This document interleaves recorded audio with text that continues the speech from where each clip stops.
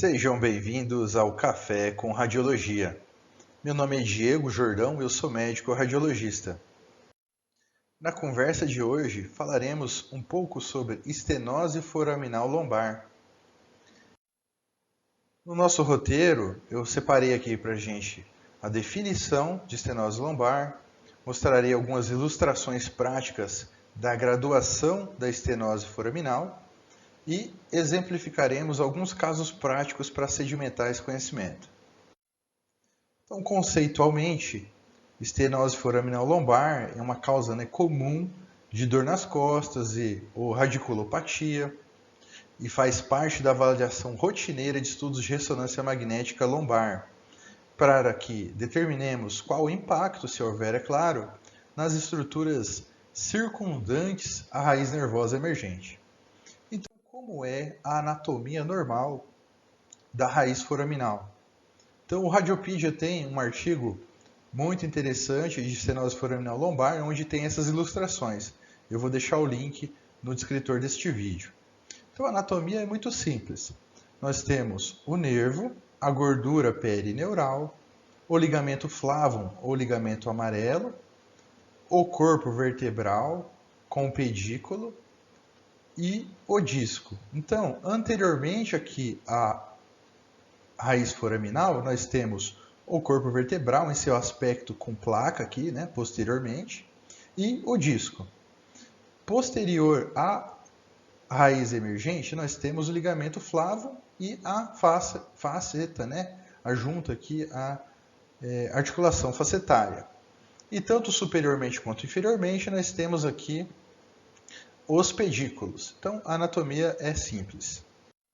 Então, para classificar, nós vamos classificar como normal, sem estenose, grau leve, moderado e grave, que seria grau 1, 2 e 3. Então, seguindo a publicação de Lee. E Lee fez essa classificação dele com uma modificação da publicação original aqui de Kunoji, que foi lá no ano de 91 e em 2012 Lee fez uma adaptação. Então, na classificação de Lee, o grau 1 é a ausência da visualização de gordura perineural em uma dimensão, seja ela vertical ou horizontal. Então, vamos lá. Na anatomia nossa, o que tem posterior aqui ao nervo é o ligamento amarelo, e pedículo. Então, quando eu tenho um espessamento desse ligamento amarelo, ele pode diminuir esse espaço de gordura aqui. Então, eu vou ter uma redução no sentido horizontal aqui, tá bom? Então, eu tenho a perda da gordura epidural ou perineural em uma dimensão. Isso aqui é um grau 1, grau leve. Ainda no grau 1, a outra situação que pode ocorrer lembra que a anatomia anterior eu tenho tanto aqui o corpo vertebral em seu aspecto posterior e o disco? Então, eu posso ter uma herniação discal diminuindo esse espaço perineural aqui da gordura. Então, aqui eu vou ter uma compressão mais nesse sentido aqui, perda da gordura no sentido crânio-caudal aqui, tanto pela hérnia discal quanto por um complexo osteofitário aqui grosseiro que possa ocorrer aqui, tá bom? E moderado, quando eu tenho a perda da gordura perineural circunferencialmente. Então vai ter que ter um componente tanto de espessamento do ligamento amarelo, com articulação aqui com artrose interfacetária, com abalamento discal posterior, complexo disco osteofitário. Só que qual que é a diferença desse grau moderado para o grau acentuado, grau grave? É que o nervo vai continuar com a sua morfologia normal. No grau severo, esse nervo vai perder a sua morfologia. Então, o grau grave, severo, é isso. É a perda da gordura com a perda da morfologia. Então, ele vai ficar amassado, vamos dizer assim. Vai espessar tanto aqui o ligamento amarelo, vai ter uma herniação, vai perder tanto essa gordura que vai também ter uma perda de morfologia do nervo aqui, na raiz nervosa, tá bom? Então, uma outra ilustração aqui pra gente, só revisando de uma outra forma. Corpo vertebral, disco intervertebral, o nervo e a gordura perineural, ligamento flavum, ligamento amarelo, e a região do pedículo. Então, isso aqui é o normal. Um leve espessamento aqui, vamos comparar esse ligamento flavum com esse aqui, ó. Quando eu tenho um espessamento desse ligamento flavum, olha só, a gordurinha que teria ali é perdida, né? Então, seria um grau 1 aqui, um pequeno perda do espaço perineural.